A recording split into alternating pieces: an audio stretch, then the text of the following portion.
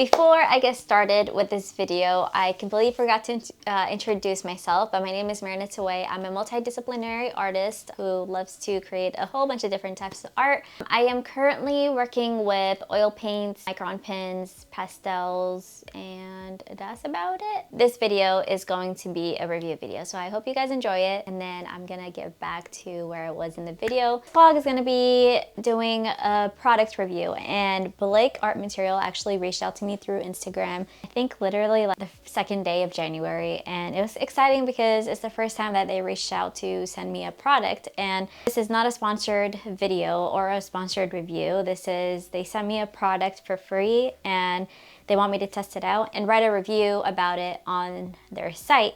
But I figured, why not do a whole video and try to create a piece with it, try to give my overall thoughts through a video as well, if you guys are interested in the supply. So we got the box. I'm gonna open it. I haven't opened it yet, so I don't know how much of something they sent, and like I don't think I've ever seen these in person, so we're gonna check it out. Let me bring this down. Just so you guys know, this is gonna be a completely honest review. I'm not gonna BS you some stuff because somebody sent me something. I'm not that type of person. So let's go ahead and open this. I should,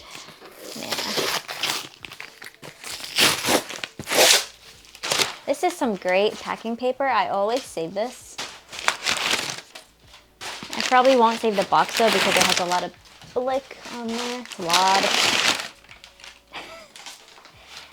Honestly, this box is way too big for this tiny little thing. Like, you could have put this in a package, like one of those poly mailers packages. Sent me their super value brush set. Wow, that's a lot of them. I think are they all the same thing?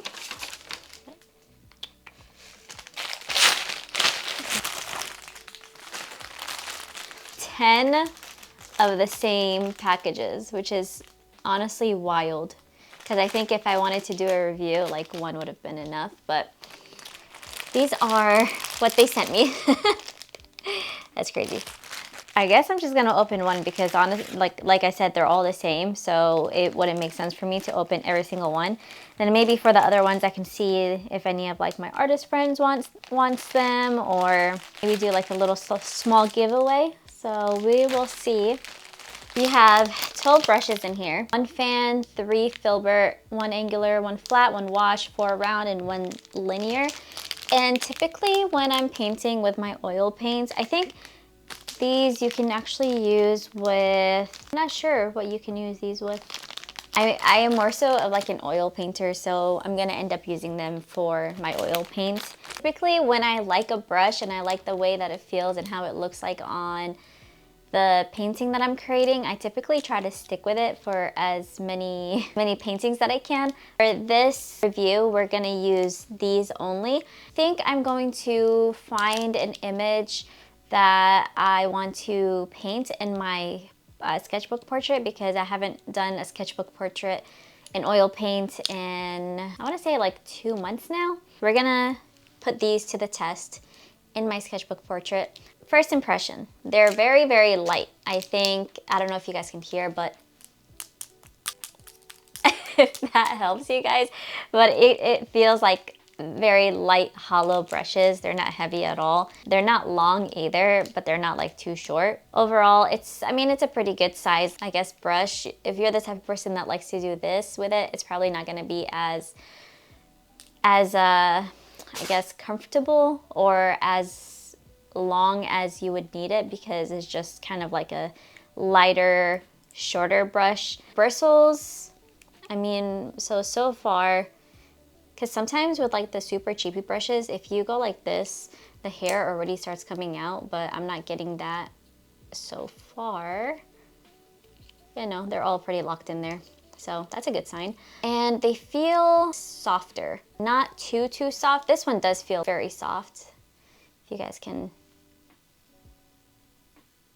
So I might have a little bit trouble using my oil paints with this one. I would definitely recommend acrylic for all of these, acrylic or gouache.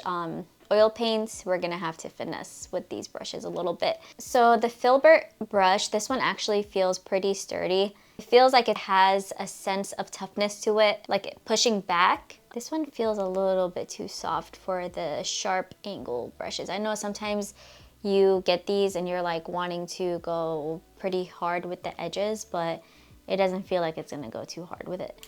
This one you kind of have to be careful with the edges because this is probably gonna end up cutting your finger if you don't be careful with that little edge right there.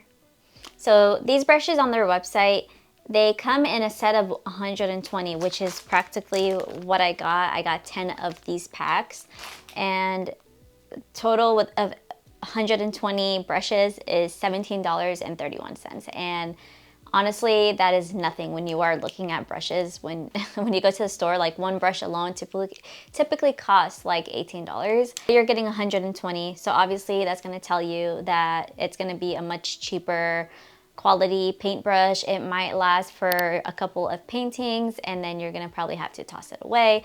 I'll link these in the description. I don't make anything off of this review. I don't make anything off of you clicking that link in the description. So this is just, like I said, my opinion, my feedback, and what I think of these brushes. So I figured I will add this into the video, but I found an image on Pinterest that I'm going to... What are you doing? Say hi. Say hi to the peoples.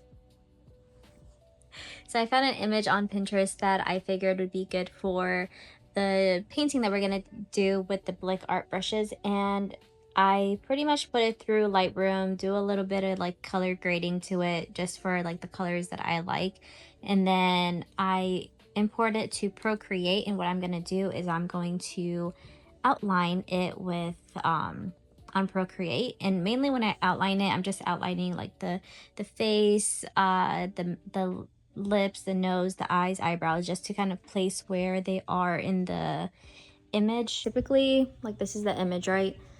I add on another layer on top. This one, I just bring down the opacity just a little bit. And then this, I'll usually just use like a mono pen. This, maybe let's do just black. And then that should be fine. All right. So yeah, then I just start tracing.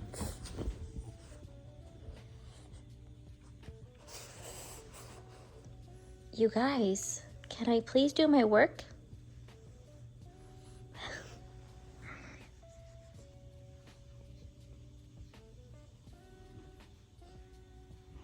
Okay, so that's pretty much it. If you were to completely take this layer off, this is how it looks like. So this only took me a couple minutes. I usually just print it out and then copy it to the paper that I'm using.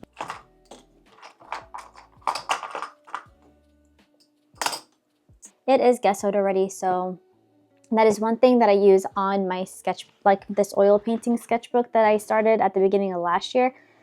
I always gesso my paper because if you don't gesso it, or gesso, not gesso, oh my god. If you don't gesso the paper, the oils are going to sink through it. So put like 3-4 layers on it and you should be good.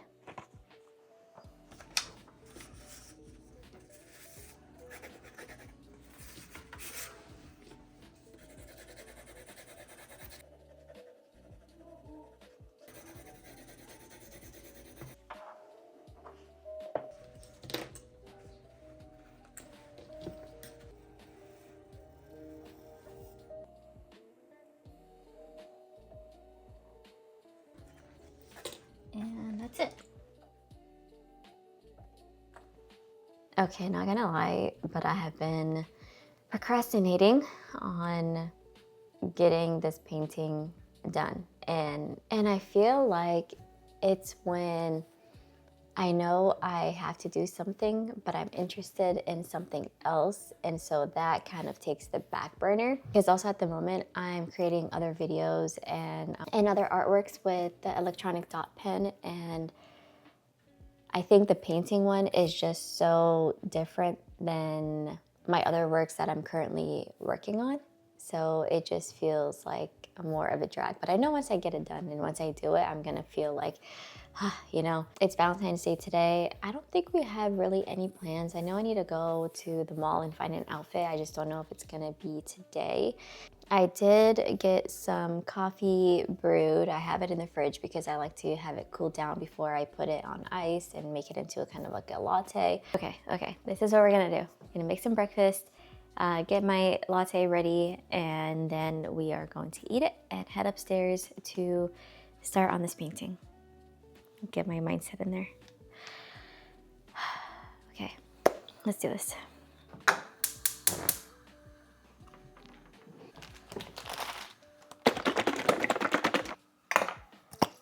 Do all that effort right now.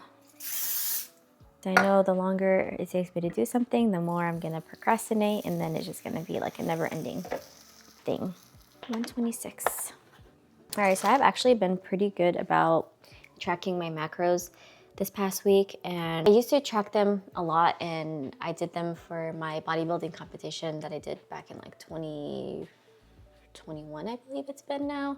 But even before that, I only learned about macros after I had my surrogate baby, and I was like head on, all right, I'm gonna lose this baby weight, I'm gonna get back into like being in shape and all that stuff. And I mean, it works. So you're pretty much just tracking what you're intaking in your body, but also focusing on your proteins and understanding how much carbs and fats you're intaking. It took me a while actually to get off of macros because I was having a hard time with just like balancing food and the gym and work and all that stuff. It was just like really hard. So eventually it took me about like a year or two, especially with the bodybuilding. That one kind of really screwed with me because I didn't have a good experience. It took me a while to like really get back into intuitive eating, and that's pretty much what I do.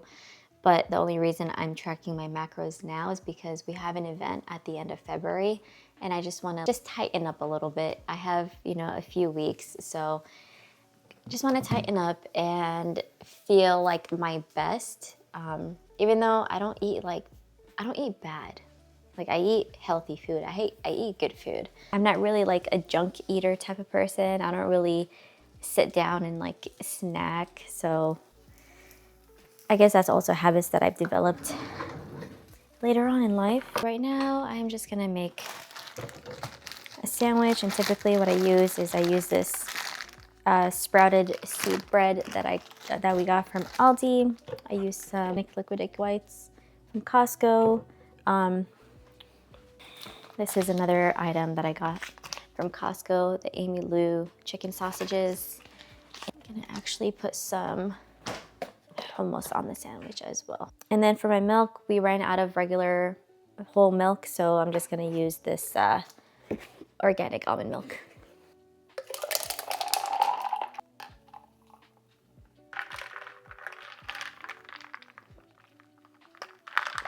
Other things that I'm thinking about while I'm eating, because I'm always thinking, like I mentioned in other videos, is to create a Patreon and do like a monthly mailing subscription. I just more so think that if I were to do a mailing subscription, at least that's like an incentive that somebody could look forward to once a month, saying, looking forward to at least like a small print and a little, I don't know, something else. Because I don't want to go through 2026 and feel like I didn't put that effort out there and I was too scared to create it, just like I was in 2025. I feel like I need to just do it and put more focus onto that. That is what is going in my mind while I'm eating my breakfast sandwich, and I figured I would share it because why not speak it out loud into existence, and on YouTube, because then there's a sense of accountability, right? All right, I'm gonna finish this. We did our hair, changed into another outfit, and of course we have our apron to put on because I don't want to get paint on my shirt and my nice jeans. I want to plan on going to the mall later, like I mentioned a little earlier, possibly. So I wanted to at least get nice and look presentable. I ended up doing kind of like a different setup in my room because I know my desk is back there and you guys are probably like, why aren't you painting at your desk? because you can't really tell with the lighting right now, but it is darker at my desk than it is in this side of the room. And I think a lot of it has to do with just, I don't know, how the light is hitting the white walls, and also like how it's coming through, how the lighting is coming through the window. I don't know, to be honest. I usually like painting with my painting this way because of the lighting, and also having a little table on the side. And I was really debating, I'm like, okay, we are not rearranging my room again because I really love the setup of how it is right now. So I just grabbed my, I'll show you guys a little bit. Grabbed a little table that I actually ended up buying from my market, and then my cart of all of my oil paints. So I use this cart, and I really love using the top to put my tabletop easel and like the painting that I'm painting on it. For some reason, it's like the perfect height for me, so that's why I use it. And I also like having a side table because, you know, since I'm right-handed, like I like having my paints over here, my iPad or like whatever I'm drawing, whatever I'm referencing over here, and then just like the drinks and all that stuff. So this is kind of my setup. So as far as my supplies, I use this spatula for mixing. Sometimes I'll actually use paintbrushes. I know people will say don't use your paintbrushes, but since we're testing out these ones, I just wanted to, I don't know, do the proper way, I guess, of doing it. And then I'll probably end up mixing with some, so it is what it is. This is a glass palette. I got this palette off of Amazon. I like mixing my paints on here and then transferring them onto this paper, Gray Matters paper palette. And I like holding the palette in my hand sometimes while I'm painting. So this is kind of like, this is the reasoning also why I just transfer it onto this paper. And then I have this padding I got from Amazon a couple years ago. It has like oil paints on it, so it just helps to not get it on this table. And then my iPad is over here. I'm gonna have my reference photo up, and of course, like you guys saw, brushes, my coffee. Oh, this is linseed oil. This is the oil that I'm gonna be using when I paint, just because it helps with the brush strokes, it helps how much paint you're using. As the colors that I'm going to use, using 5 and just mixing and creating the color that I need. So I use burnt umber, titanium white, ultramarine blue, cadmium yellow light, and then cadmium red medium.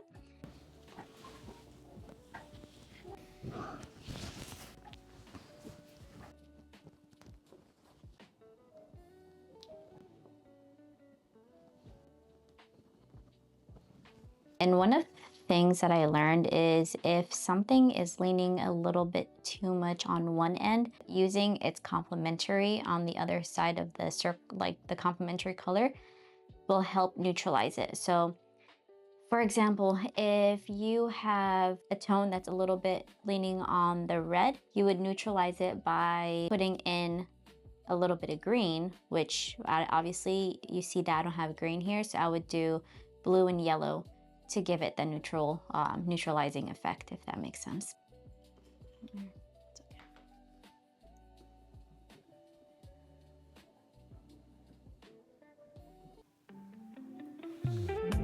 can see that it's pretty blue.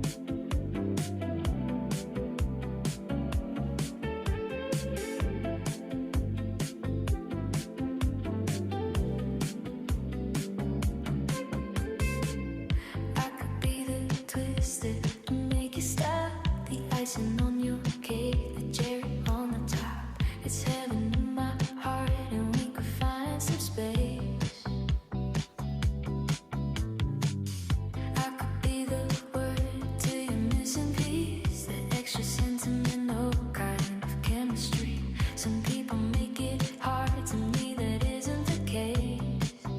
'Cause I make it so easy to fall in love. So far, I have worked with all of these brushes. I still have 4 more. I actually just dropped one on the floor, but 4 more brushes to go. It's so easy falling in love with me, the way I do my hair, the way I make. I think it's been, my iPad died.